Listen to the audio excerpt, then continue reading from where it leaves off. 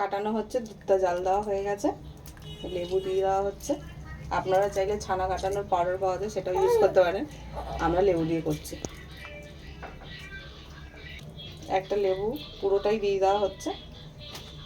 এখানে 1 লিটার দুধ আছে। এই যে দেখুন, এটা ছানাটা হয়ে গেছে, এটা ছেঁকে নেওয়া হবে। ছেঁকে নেওয়া হচ্ছে, এটা ঠান্ডা করার জন্য রাখা হয়েছে। করা হয়ে গেছে, এটার মধ্যে একটু আটা গ্রেট করে দেওয়া হচ্ছে। এবার আলু সিদ্ধ করে রাখা ছিল, এটা দেওয়া হলো। একটু নুন অ্যাড করা হলো।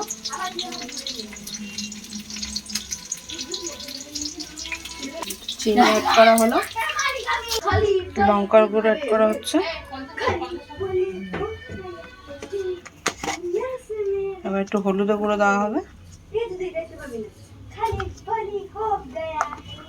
একটু ময়দা দেওয়া হলো। এটা ভালো করে মেখে নিতে হবে এরকম ভাবে। এটা এইভাবে যে করতে হবে। লুচিটা ফার্স্টে তেলের মধ্যে দেওয়া হচ্ছে ছানার বড়াগুলো।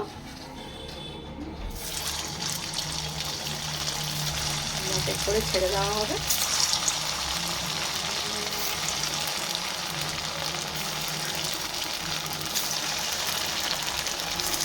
ওটা ভেজে নিতে হবে। পাল্টে পাল্টে দেওয়া হচ্ছে।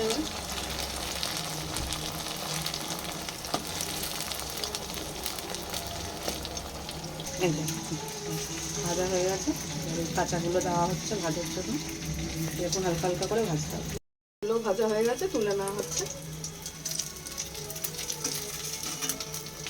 গোটা জিরে ফোড়ন দেওয়া হলো, গোটা গরম মশলা ফোড়ন দেওয়া হলো, টমেটো চারটে টমেটো গোটা দেওয়া হলো, গ্রেট করা আদাটা দেওয়া হলো।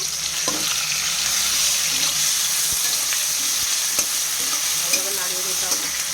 নুন দেওয়া হলো, নাড়িয়ে নেওয়া হচ্ছে। জিরের গুঁড়ো দেওয়া হলো,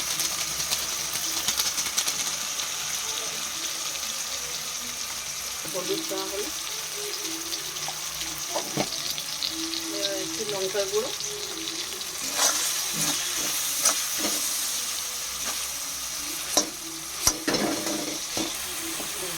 টমেটোটা একটু গলে গলে এসছে, মশলাটা একটু কষানো হয়ে গেছে।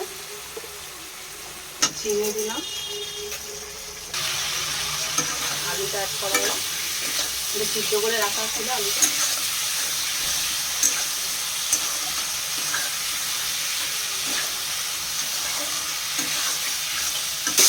কষানো হয়ে গেছে, জল অ্যাড করা হচ্ছে।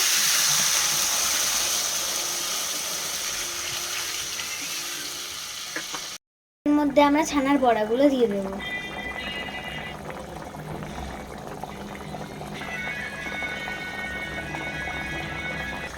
এই যে আমার ছানার বড়াগুলো দেওয়া হয়ে গেছে। ডালনা আমাদের হয়ে গেছে। নিরামিষ রুটি দিয়েও ভালো লাগে, ভাত দিয়েও ভালো লাগে, যেটা দিয়ে যার যেরকম ইচ্ছে সে সেরকমভাবে খাবে।